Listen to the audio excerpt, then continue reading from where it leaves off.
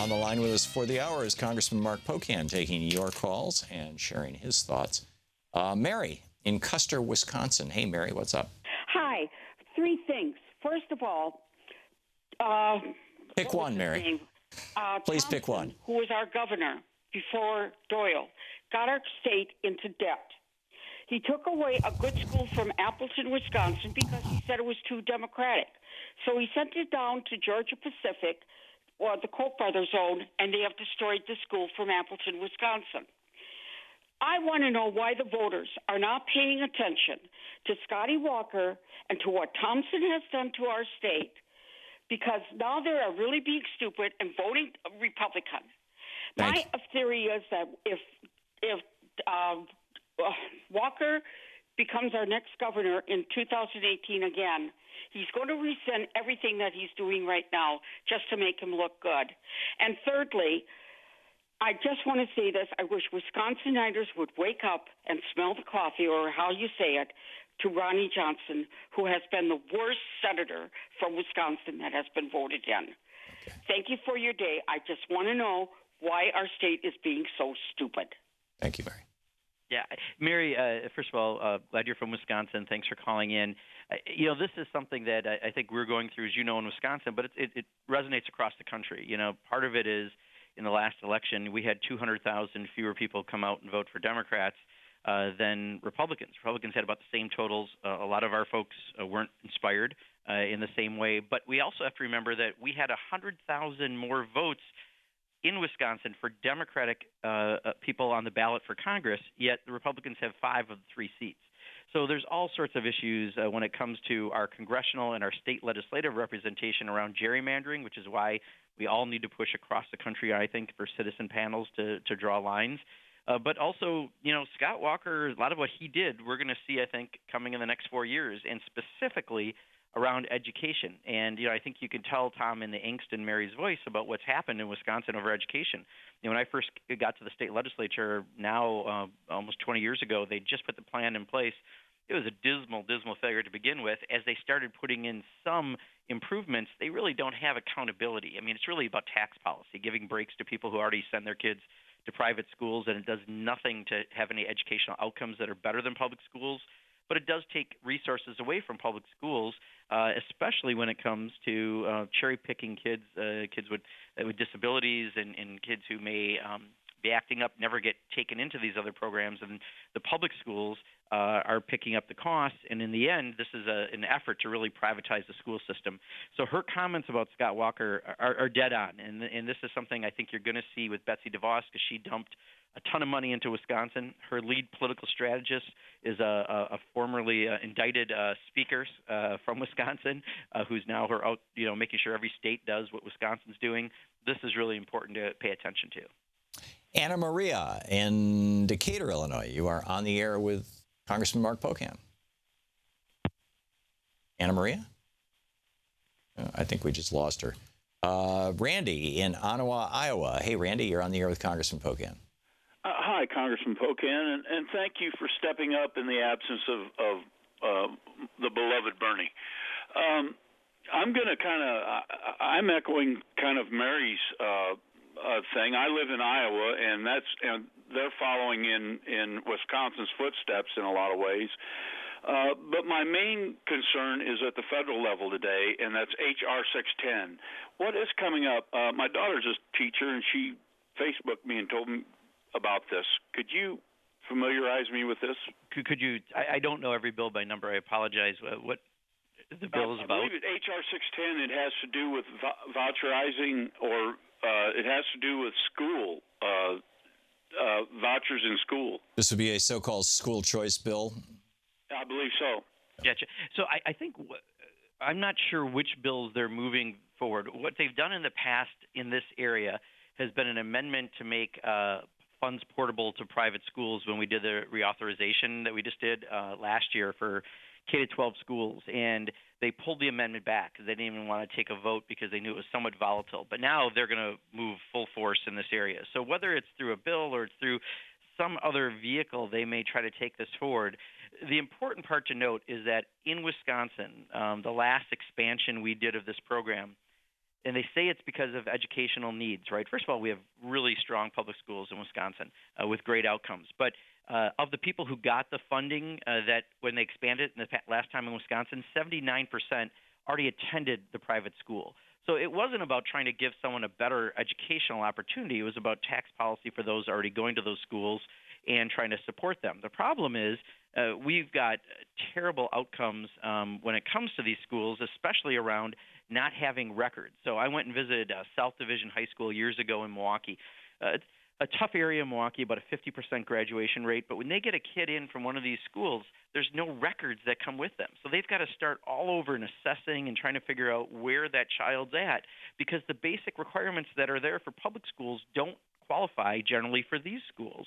And that's part of why there's no accountability, much less the fact that there's not teacher standards and all the other things that we've had a GAO study already say that, and they're doing another one right now. So I think this is really one of the key areas, because I have seen it front and center now over 20 years of my career. And if they start to try to take this at the federal level and open this up in more states, it will have a devastating impact on the middle class and those aspiring to be in the middle class who go to public schools. And eventually you'll have separate systems, and that's the opposite of what we should be about. Yeah. To what, we just have a minute to the break here, Congressman, not enough to bring a caller in. To what extent do you think that Betsy DeVos is going to actually have the power to change things at the Education Department? Well, I'll tell you, this is her only priority, right? I mean, if you talked about higher education, she didn't even understand higher education law as she was coming up for confirmation. Right. But this is her passion, and this is what she puts her money in. And therefore, I think it's going to be a secretary coming in that has a lot of jurisdiction that only cares about one thing, and I think she's going to put all of her time and attention to it. Yeah. So does that mean that she will be effective? I mean, can we expect to see school vouchers coming nationally? Is this the sort of thing that has to be done on a state-by-state basis? Isn't most education policy done by the states? I think what they'll do is they're going to allow states greater ability to do it, so you can do what Wisconsin did. And if you can start taking your federal dollars and allowing it to happen, the slippery slope. So the key is authorizing the use of federal dollars for private and religious schools. Exactly, and through like the title funds and other things that we've done in the past. Right, and Trump called out. Business. I'm sorry. Okay, we'll be right back. Congressman Mark Pocan with us. Stick around. Patrick in Marshall, Virginia. You're on the air with Congressman Pocan. Hello. Hey, Patrick.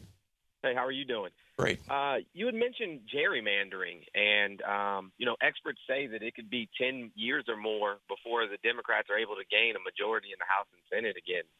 My question is that a real threat, and is it time for us to break away from this two-party system?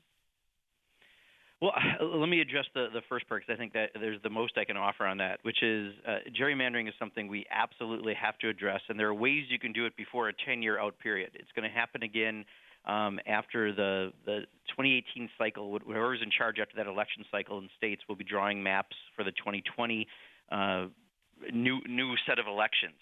But states like Iowa and California and in some other areas have a citizen panel where instead of having politicians draw the lines selecting their voters, they actually draw the lines based on all the demographics we're supposed to follow and the various rules we have to follow, and because of it have much more competitive elections. The problem when you have the gerrymandering, what happened is the 2010 election when so many Republicans won over 70 seats in the House and Senate, and I think it was like 600 or 700 in state legislatures just in that one cycle. That was right before the redistricting process, and they gerrymandered all these states, and because of it, they have these strong majorities.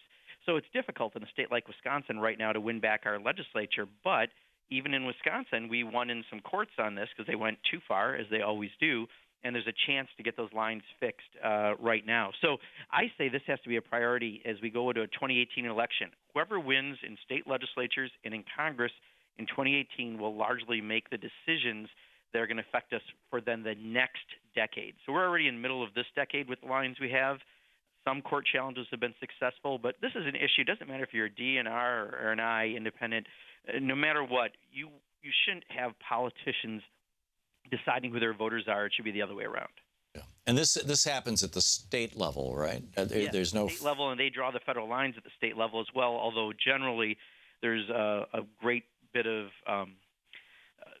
letting the federal officials draw the lines, and then the state generally accepts it unless there's a divide in government in that state. But this is why the Koch brothers have been pouring hundreds of millions of dollars into the state races to seize the state houses. Plus, when they get 34 state houses and governorships, they can call a constitutional convention and embed permanently into the Constitution that rich people have, the right to own politicians and right policy that right now is just a Supreme Court given right. And we're not that many states away from that. Yeah, no, we're at 32 right now. This is one of the reasons they were fighting North Carolina so hard. That was going to be their 33rd. Anyhow, back to callers. Dave in Crown Point, Indiana. Dave, you're on the air with Congressman Pocan. Yes, I was wondering if he's responsible, if he's heard about the filial responsibility laws. I guess they said dates back to 16th century England, and 30 states or 29 states in Puerto Rico have them on the books where the children are responsible for their parents' medical bills. So if your parent gets in a nursing home and Medicaid goes by or Medicaid won't cover it, their children are, in those 29 states, are liable or could be held liable. Right now, they aren't pushing it, but there's the people are more and more looking at the courts to where the nursing home or your provider or whoever can go after the kids' money to pay for their parents. Dave, I have not seen something. It doesn't mean there hasn't been something introduced, but I have not seen it as a major initiative yet. But you're right to have the reaction that you do, that this is something that would fall exactly in the lines of people who are basically wholly owned by corporations. So it's something for us to watch, and I will make sure that I take a little extra dive to see if there's anything out there. Jay in Cantonment, Florida? Jay, listed on Sirius XM? Cantonment. I'm sorry. Cantonment. Thank you. Hey, you're on the air with Congressman Pocan. Hey, how you guys doing? I just wanted to ask a really good question real quick about about what Trump is doing. I apologize about that. About what Trump is doing about the veterans. Is there anything that he's going to take away? Anything that he's going to do to make life better? And is it going to affect us in the future, or is it going to affect us now? That's my only question. I just want to know because I haven't seen anything. Well, great question. Thank you for that. So two things. Last night he said that he was going to invest more into veterans, but as we know, the devil's in the details, so we have to figure out what that means. The thing we do know that the Republicans have been trying to do is take advantage of the few parts of the country where the VA system has had some problems, and they've tried to capitalize on that. So we already have these bills where if you live a certain amount away that you can go to a doctor that's outside the system, and all these efforts to really try to privatize the VA system, which would be a terrible, terrible idea. The VA system generally is extremely sound. I know in Wisconsin we had some problems with opiates in the Toma facility, but other than that, you go to the Madison facility and we even do transplants and everything. They're very high level. People get great service.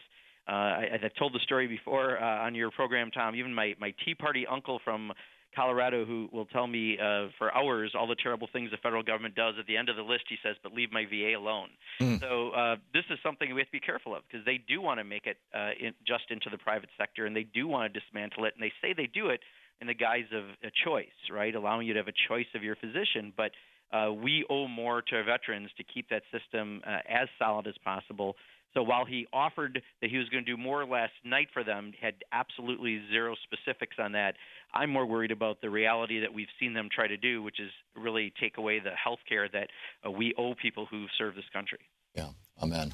I just accidentally dumped one of our callers. If that was whoever that was, my apologies. Please call right back. I hit the wrong button.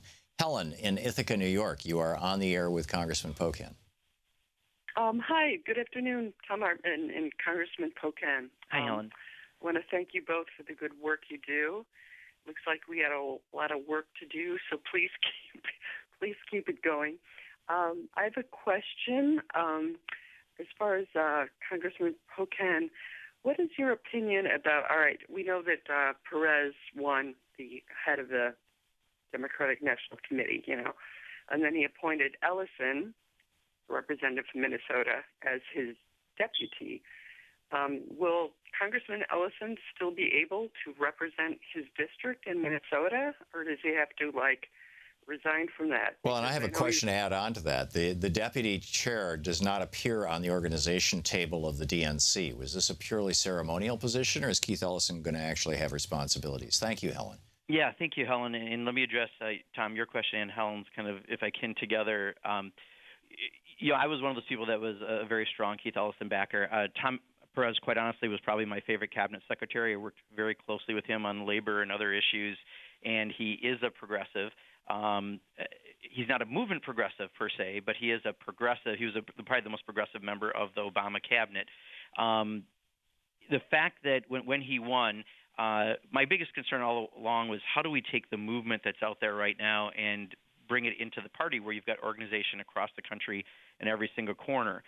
My hope is that Thom Perez will do that, and I think it was a good signaling that immediately he went to try to include Keith Ellison. And to Keith's credit, who is an amazing person, he last night brought Thom Perez as his guest to the speech with President Trump.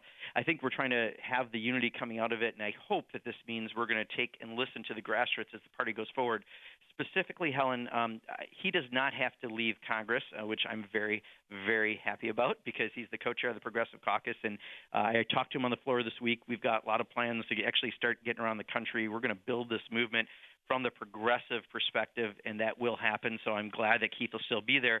And, Tom, to your question, I think there is nothing in the bylaws. So I think this week they're trying to figure out exactly what the position is, and I did have that conversation with Keith.